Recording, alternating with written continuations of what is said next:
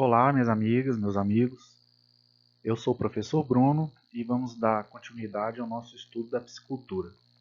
Hoje vamos tratar de um assunto muito importante, muito relevante, que são as características físico-químicas da água de cultivo. Nós vamos conhecer os principais parâmetros que nós analisamos dentro da piscicultura, como fazer para mantê-los de forma estável e adequada para o crescimento dos peixes. Os peixes, ao contrário dos mamíferos, eles habitam um ambiente diferente, eles habitam a água e, na maioria dos sistemas, em locais confinados, onde a qualidade da água tende a flutuar conforme o tempo, conforme o manejo, conforme a densidade de peixes.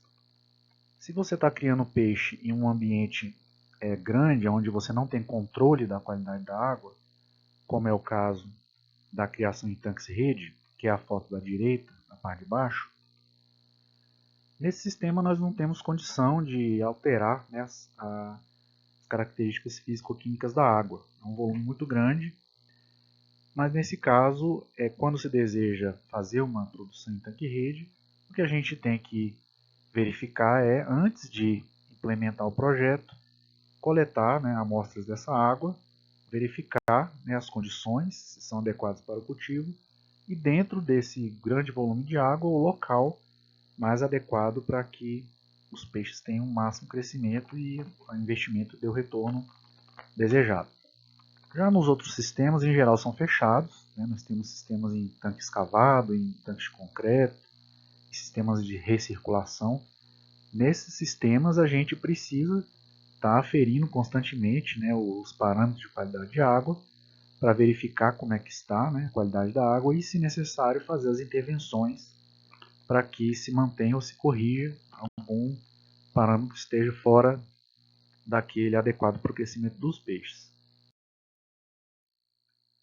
De uma forma geral, é importante que vocês compreendam que quanto maior é a densidade de peixes, ou seja, quanto maior é a biomassa, a quantidade de peixes, de quilo de peixes que nós temos por metro cúbico ou por hectare nesse local de criação, nesse viveiro, nesse tanque, maior deve ser o controle da água. Por quê? Quando se tem uma quantidade grande de peixes, vamos ter um consumo muito grande de oxigênio, nós vamos ter uma produção muito grande de excretas desses peixes, e com isso a qualidade da água tende a flutuar muito. E quanto maior também é a vazão da água, a renovação da água, também maior você consegue, mais peixes você consegue colocar dentro desse sistema, mantendo uma qualidade de água adequada. O peixe é um animal bastante eficiente na conversão de ração em carne, mas um dos principais fatores aí responsáveis pela poluição da água são as excretas dos peixes, são os resíduos da produção, principalmente vindos da ração. O peixe tem uma conversão alimentar muito eficiente, ele transforma em média 1,5 kg de ração em 1 kg de peixe, mas ele gera, a cada 1 kg de peixe produzido, 1 kg de resíduo também, que vem através das fezes, de muco, da amônia, eliminada tanto nas fezes quanto nas brânquias, e gás carbônico. Então, quanto maior a quantidade de peixe, maior a quantidade de resíduo que vai interagir com a água e pode tornar essa água imprópria para o crescimento dos peixes. E falando de ração, tem que ter muito cuidado com a qualidade dessa ração. Não adianta você ir comprar uma ração somente pensando no preço, no custo. Aquele ditado que o barato pode sair caro. Uma ração de má qualidade ela vai ser pouco digestível. Uma ração desequilibrada, mal balanceada ou com ingredientes de baixa qualidade, ela vai ser menos digestível. O peixe ele vai consumir essa ração, mas vai excretar muito e vai aproveitar pouco dessa ração. É como aquela ração de cachorro que a gente encontra mais cara no pet shop. Ela é cara, mas quando oferecida para o animal, ele vai produzir uma quantidade de fezes muito menor, com uma consistência adequada, e o animal vai ser muito melhor nutrido. Então, muitas vezes é interessante a gente investir na qualidade dessa ração. Uma ração de qualidade, ela vai ser mais bem aproveitada, o peixe vai ter um crescimento melhor, desenvolvimento melhor e com menos excreta, menos poluição na água.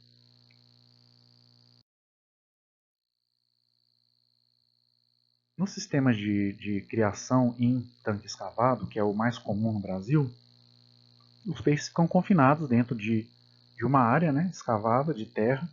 Às vezes tem lona, né, na maioria das vezes não. E essa água não fica totalmente parada, né? O ideal é que haja uma renovação constante, 24 horas por dia, dessa água. Que essa água esteja entrando e saindo 24 horas por dia. E essa entrada de água é num volume baixo, né, não é um volume muito alto. Ela entra em torno de 5% do total da água por dia, então se renova em torno de 5%, 5 a 10%, é suficiente para compensar aquela água que está evaporando ou está infiltrando, e também, junto com isso, faz uma limpeza da água, pois retira aquela água do fundo mais suja, com menos oxigênio e maior quantidade de detritos e de amônia.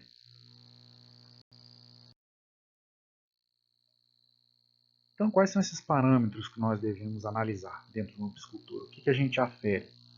Os principais é a temperatura, transparência, oxigênio dissolvido, pH, os compostos nitrogenados, a dureza e a alcalinidade. Então a gente vai ver um por um, né, quais são esses parâmetros, a faixa, né, ideal de cada um, como que a gente faz para medir e o que a gente pode fazer para corrigir caso esteja fora, né, do parâmetro ideal.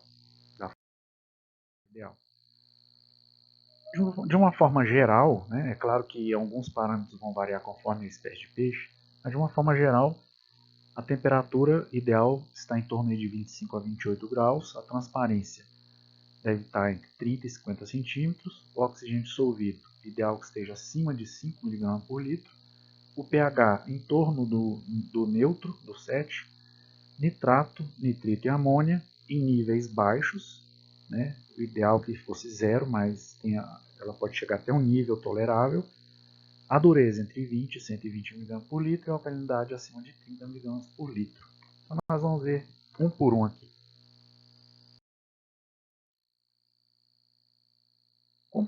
Antes de iniciar, como que a gente mede, né? Como que a gente afere esses índices? Nós podemos usar como a imagem da direita, testes químicos colorimétricos. Né? Esses testes a gente pode comprar kits, né, que já vem numa maleta completo com todos os testes, kits para produtor, para técnico, né? E existem vários níveis de kits, mais complexos ou menos, mas o pequeno produtor também pode montar o seu, né?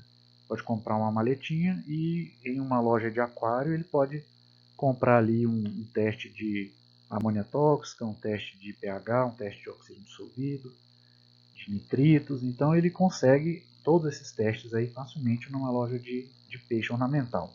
Então ele monta o kit dele e é um kit colorimétrico. Então ele coleta água dentro de um potinho, né, pinga algumas gotas dessas soluções, espera alguns minutos e depois ele compara essa cor com a cartela. Né? E de acordo com a cor que for coincidir, né, ali com a cor da cartela, vai estar indicado qual é o valor, né, do parâmetro. Tem também equipamentos eletrônicos para fazer essa medição. Então você tem termômetro eletrônico, oxímetro, pHmetro, faz diversos tipos de análise. E tem equipamentos que fazem multi-análise, né, que você consegue fazer várias análises com um equipamento só.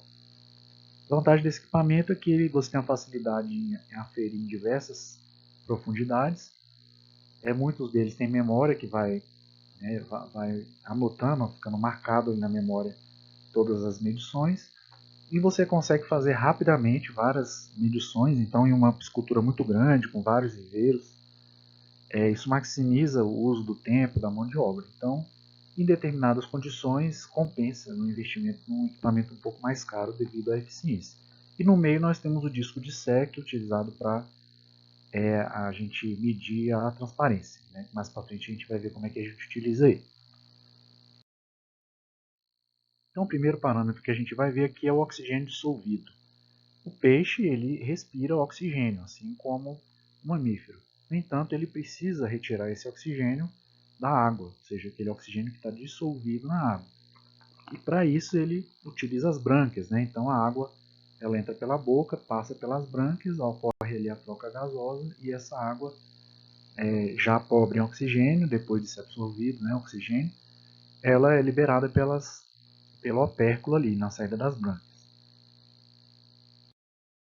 O oxigênio, de onde que vem esse oxigênio da água, né? Já que o peixe vai respirando, vai diminuindo essa quantidade de oxigênio. Ela tem algumas fontes, né? Uma das fontes é aquela própria água que vai sendo entrada no sistema, né? Pelo cano de entrada, de abastecimento, aquela água vai ajudando a melhorar a oxigenação, mas ela ajuda muito pouco, é uma pequena quantidade. Existe também uma quantidade que fica ali na lâmina superficial da água, que vai sendo trocada diretamente na atmosfera, mas também é muito pouco, não é suficiente para atender à exigência do peixe. A maior parte do oxigênio dissolvido na água vem da produção realizada pelos fitoplânctons. Fitoplânctons são microalgas, são vegetais microscópicos que estão presentes na água, flutuando na água. Esses fitoplânctons eles realizam fotossíntese durante o dia, né? Através da luz solar ali eles absorvem o gás carbônico e através da fotossíntese eles incorporam então esse carbono à sua estrutura, né, corporal ali e se multiplicam, crescem, se multiplicam e como produto disso nós temos o oxigênio. Então de dia ocorre uma produção grande de oxigênio. De dia os fitoplânctons respiram também, então eles também consomem oxigênio. Os peixes também consomem bastante oxigênio, ao mesmo tempo que os peixes produzem o gás carbônico.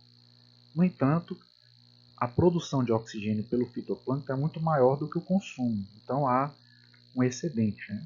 E esse excedente é incorporado na água e é utilizado pelos peixes. Só que à noite o que acontece? Como não tem a luz solar, a fotossíntese ela cessa, não, né, ela termina e não há mais produção de oxigênio.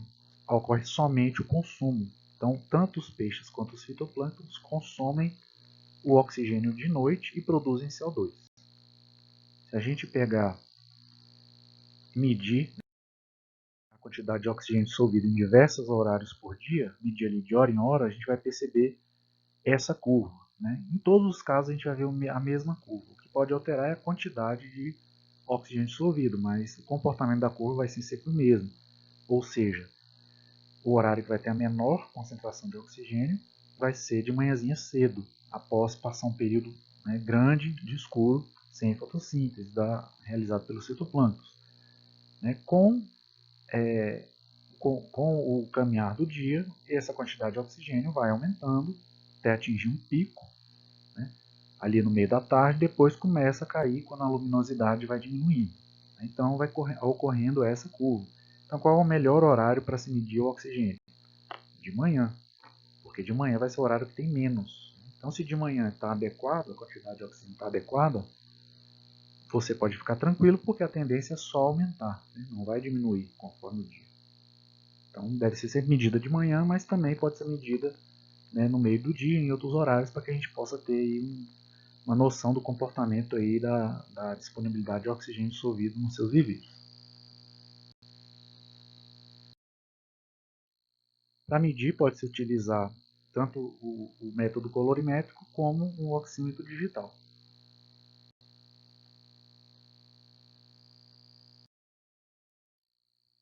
O oxigênio dissolvido ele tem que estar em torno de 5, acima, né? Igual ou maior que 5, que seria a faixa ótima.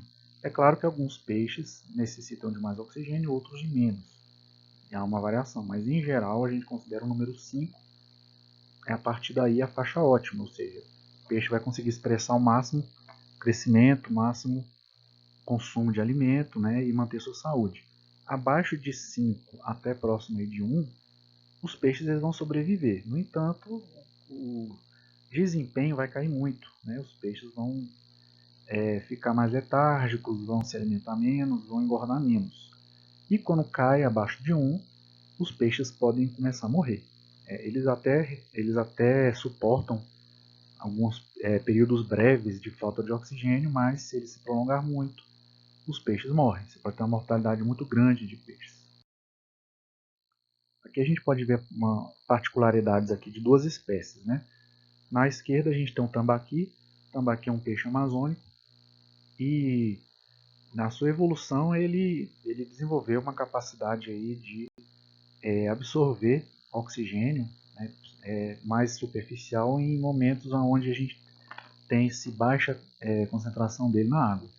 Então, quando a concentração está muito baixa de oxigênio, ele expande o lábio inferior, né, ele se expande e ele fica próximo à superfície, absorvendo então aquela água com maior quantidade de oxigênio próximo à superfície. E nós temos aqui à direita o pirarucu, que é um peixe que tem capacidade de absorver oxigênio diretamente da atmosfera. Então ele sobe, retira o oxigênio da atmosfera e depois ele submerge, né, e consegue ficar um grande período aí sem necessitar do oxigênio dissolvido na água. Ele consegue tirar diretamente da superfície. Então, peixes que necessitam de baixa quantidade de oxigênio dissolvido é uma vantagem porque você pode trabalhar com uma densidade de peixe muito mais elevada sem ter esse risco aí de falta de oxigênio. Uma das formas que a gente tem para perceber, né, que está tendo alguma falta de oxigênio, é claro que o ideal é através da medição, né?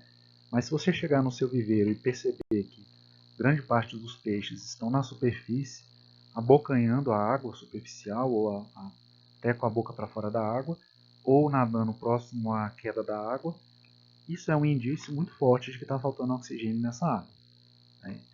E pode chegar a um ponto de ser fatal e o produtor perder, né, todos os peixes aí do seu viveiro. Isso é uma coisa que acontece aí, né? Não é tão raro de se acontecer. Então, quando você tem uma produção muito intensiva, com uma quantidade grande de peixes, você tem uma densidade alta no seu tanque, os peixes já estão num tamanho elevado, é importante que você tenha à disposição aeradores, né? Aqui tem dois tipos, você tem o lado esquerdo o aerador de pá e o da direita aqui o chafariz. Então ambos têm a função de incorporar oxigênio na água. Então, ele pode ser utilizado em momentos mais críticos do dia, né? Você faz a medição e liga quando for necessário. Ou em pisciculturas mais modernas você utiliza sensores para aferir aí a quantidade de oxigênio dissolvido e liga automaticamente esses aeradores. É claro que mesmo trabalhando com alta densidade, se você estiver na fase inicial, os peixes estiverem na fase de alevino, juvenil, não há necessidade porque os peixes ainda estão pequenos. Mas numa fase mais avançada de engorda, pode ser necessário você ter esse tipo de equipamento.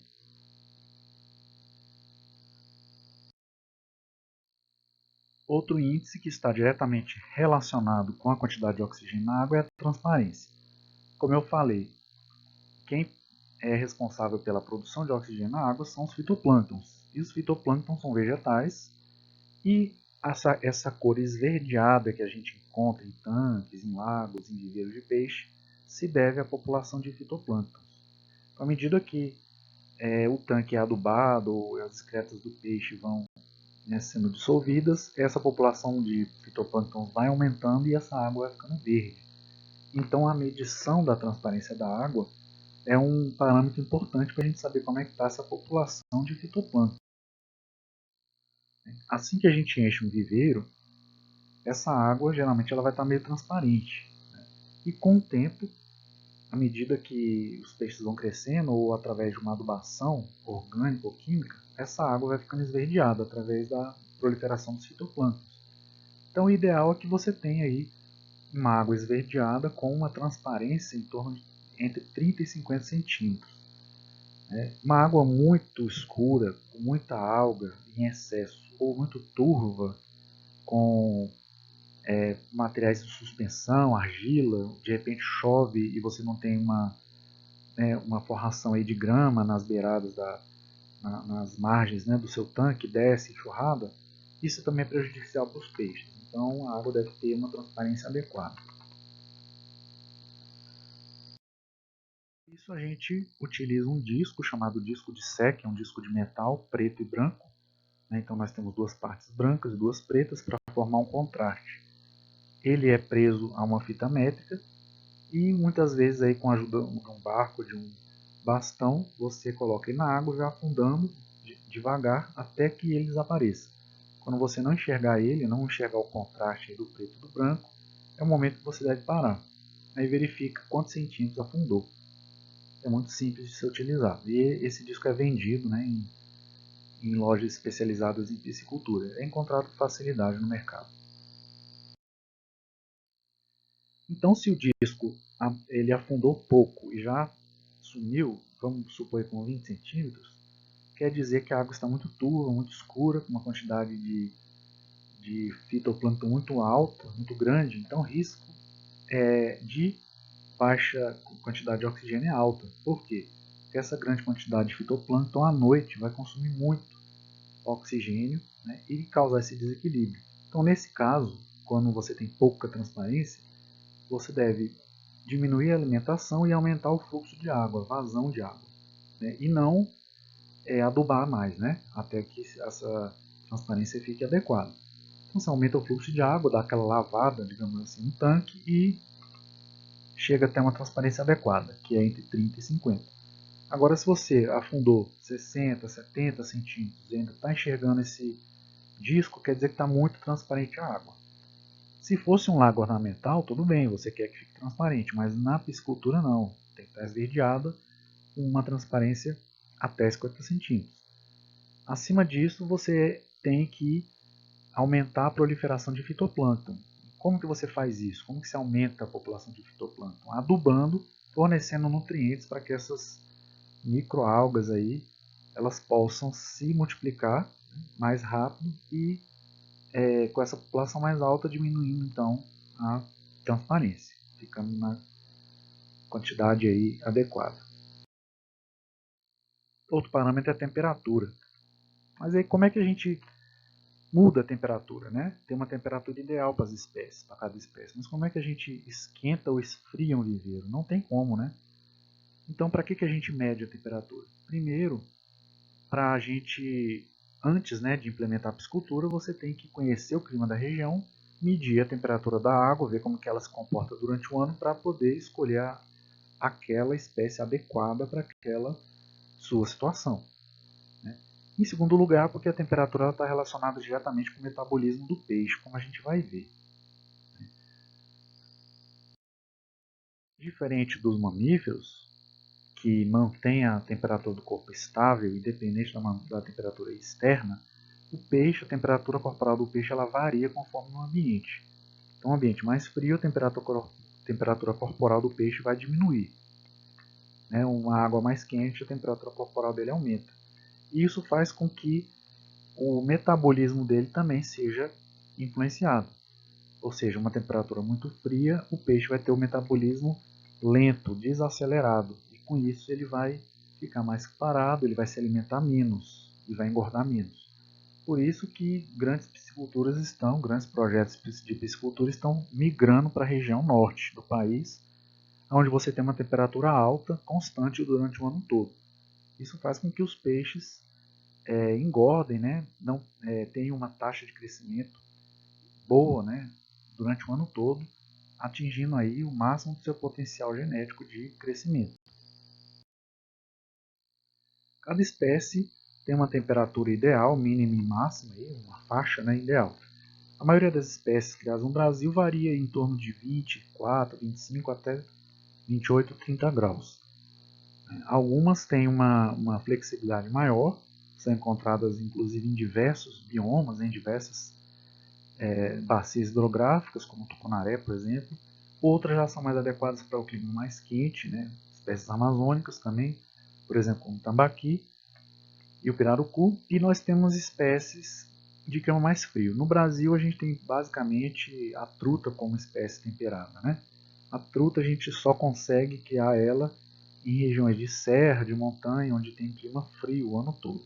Por quê? Porque ela tem uma temperatura ótima entre 8 e 18 graus.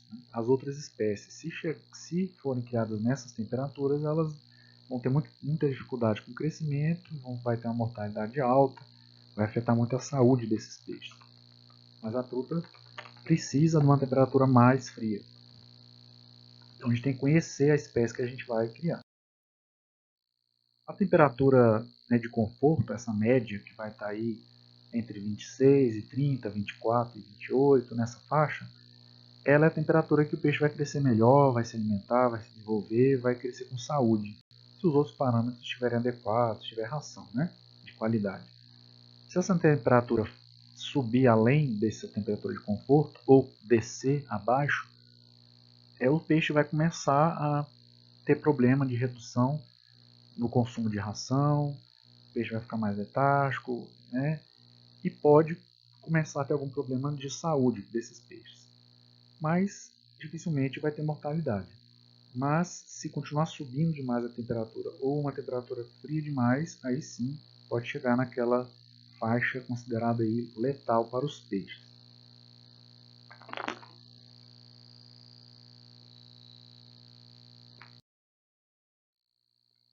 Outro parâmetro importante é o pH. O pH ele mede a acidez da água e a alcalinidade, né? O pH ele varia de 7 a 14, sendo o 7 o neutro. A maioria das espécies elas se desenvolvem bem num pH em torno do neutro, em torno de 6,5 até 8. E a maioria dos corpos d'água vão estar em torno desse pH.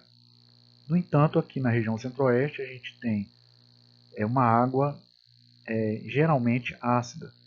Por quê? Porque ela sofre a interferência do solo onde ela está, né, localizada. Então, quando a gente enche um viveiro de água, geralmente a gente vai medir e está ácida, né, às vezes abaixo de 6, 5,5.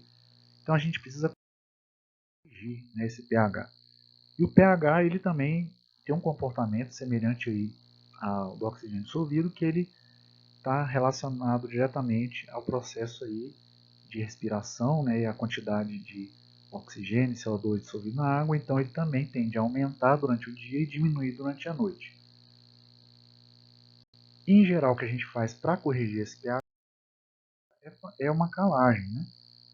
Utilizando calcário calcítico, calcário dolomítico, cal virgem. Então, assim que a gente, antes, né, de encher o tanque, geralmente a gente espalha calcário no fundo e nas paredes. Tem uma quantidade correta para cada tipo de fonte, né, e que eu vou passar para vocês na próxima aula. E também a gente pode ser necessário você fazer uma calagem de manutenção, né, como a gente pode ver na foto da direita. Depois que os peixes já estão no tanque, pode ser necessário a incorporação de mais um pouco de calcário para corrigir esse pH que pode cair demais. Outro parâmetro importante é a amônia, né? A amônia ela vem da excreção dos peixes, aquela excreção nitrogenada. Ela aumenta muito após a alimentação, ela se torna muito tóxica se ela ficar em excesso na água, podendo causar mortalidade. Então, para entender melhor aí o ciclo dela no seu viveiro, ela se origina dos alimentos, né? Ela está presente, essa amônia ela está presente aí na parte proteica dos alimentos, né? Na estrutura dos aminoácidos. Então, o peixe se alimenta da ração e todo aquele nitrogênio que não for absorvido pelos peixes, ele vai ser excretado. Então, excretado em forma de amônia, principalmente. Então, essa amônia ela vai se dissolver na água. Além disso, o resto de ração que não for consumido também vai ser degradado e transformado em amônia. Ela, dependendo do pH, pode ser convertida numa forma menos tóxica, que é o amônio, NH4. E através de ação de bactérias presentes na água, esse amônio pode ser convertido em nitrito ou nitrato, que são formas, né, nitrogenadas que podem ser absorvidas então pelas plantas, pela flora, né, aquática, tanto macro quanto micro, tanto as plantas aquáticas quanto os fitoplâncton vão absorver e vão se multiplicar. E esse nitrogênio ele diminui da água conforme a incorporação pelas plantas e também pela troca de água, pela renovação de água. Por isso que é importante você ter uma renovação constante de água para que a gente possa estar retirando esse excesso aí de nitrogênio presente no seu viveiro, porque ele pode se tornar tóxico. E a amônia também ela tende a aumentar durante o dia, durante o processo de fotossíntese e diminuir à noite. Então a gente tem momentos críticos aí durante o meio, durante a tarde aí da concentração de amônia. Deve ser verificada. E ela pode ser analisada aí através de procedimentos colorimétricos também. Não precisa ser analisada todo dia, mas pelo menos uma vez por semana é interessante que você esteja aí verificando. E geralmente as tabelas é onde que você encontra, né, nos produtos de medição de amônia, essas tabelas elas mostram valores, né, de acordo com a temperatura e o pH. A amônia tóxica, quando você mede um valor, você descobre qual é o valor da amônia, ela vai ser tóxica dependendo do pH e da temperatura. Às vezes você encontra o valor alto de amônia, mas dependendo da temperatura e do pH, ela não se torna tóxica para os peixes. Então, um pH alto e uma temperatura alta torna a amônia mais tóxica. Uma temperatura mais baixa e um pH mais baixo torna essa amônia menos tóxica, porque ela é convertida então na sua forma menos tóxica, que é o amônio, né, o NH4. E o nitrito e o nitrato, como eu falei, é a transformação da amônia, né, por micro-organismos. Então, essa conversão, né, em nitrito e nitrato também vai tornar essa amônia menos tóxica. Então, existe todo um ciclo biológico ali que vai consumindo esse nitrogênio para que haja equilíbrio. Então, na natureza, ocorre sempre um equilíbrio, mas em ambientes fechados de criação, dependendo da biomassa, da quantidade de peixe que você tem, pode não ser possível você fazer essa conversão, você fazer essa metabolização da amônia e ela se acumular até atingir níveis muito altos, tóxicos, né, para os peixes. A alcalinidade, né, ela é a capacidade da água de neutralizar os ácidos, né, ou seja, controlar o pH de uma solução. Então, uma água que tem um teor de alcalinidade de carbonatos e bicarbonatos adequado, ela acaba se tornando mais estável, né? Melhora o poder tampão dessa água, mantendo essa água mais estável com relação principalmente ao pH. E para finalizar, mostrar um exemplo aqui de uma planilha de controle de parâmetros da água.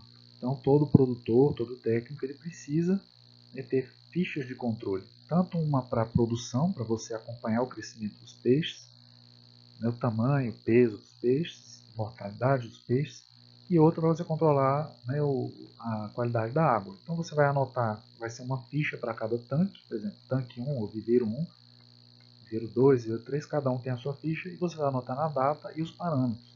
Qual é a temperatura?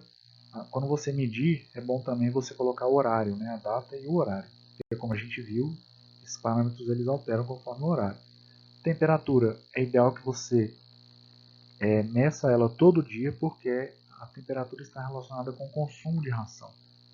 Inclusive existem rações que no rótulo, nas indicações de uso, a quantidade que você vai utilizar ela depende da temperatura. Quanto menor é a temperatura, menor é a quantidade de ração, porque o metabolismo do peixe diminui. Então é importante você saber como está o comportamento da temperatura naquele dia. Os demais ali, geralmente você faz essa medida uma vez por semana, uma ou duas vezes por semana. É claro que se for um sistema muito intensivo, com altíssima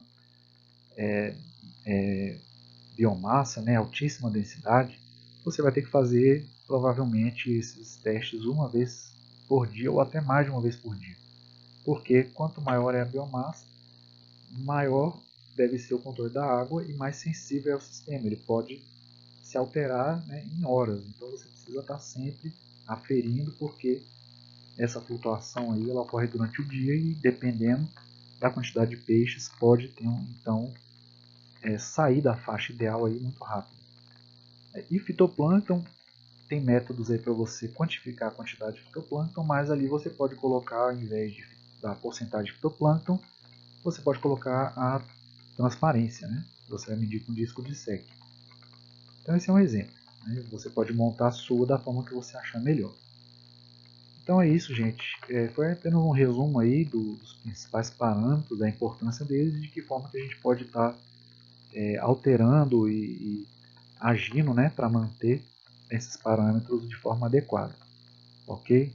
Obrigado aí para quem ficou até o final. Um abraço e até a próxima.